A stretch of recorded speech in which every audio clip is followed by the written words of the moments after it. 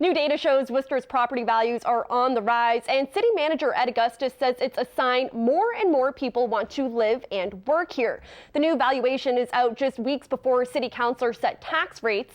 Our Roslyn Flaherty takes a closer look. There's a strong demand for housing in the city of Worcester. Worcester property values are up by more than $1 billion. It's the largest single-year increase in more than a decade. The fact that there's so much demand for property is driving up the valuation. If there's the supply and demand. According to the city assessor, the value of apartment buildings rose the most. Sales that have occurred on our larger apartment buildings and the income generated, the rental income from those properties, has increased over the last few years, and we're interpreting that.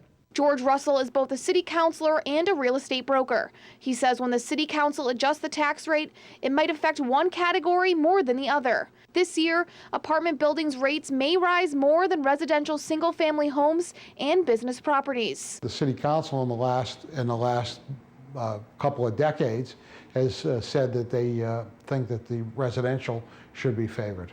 And I agree with that. I think that the residential property owners, especially single-family homeowners and three-family homeowners and those kinds of folks that own or occupy properties, deserve to have a tax rate that's not as high as some of our big industrial users, because the big industrial users obviously can afford it better. City Manager Edward Augustus says having the property value go up is a mixed blessing for the taxpayer, because when value goes up, so do taxes. It also means that your property's worth more.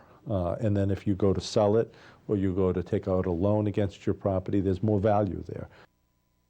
Now, Russell says with new buildings and businesses coming to Worcester, it's creating a positive vibe for the city. The City Council will vote on tax rates for homeowners and commercial businesses in a few weeks, and people will get their new tax bill starting January 1st. Olivia. All right, Roslyn.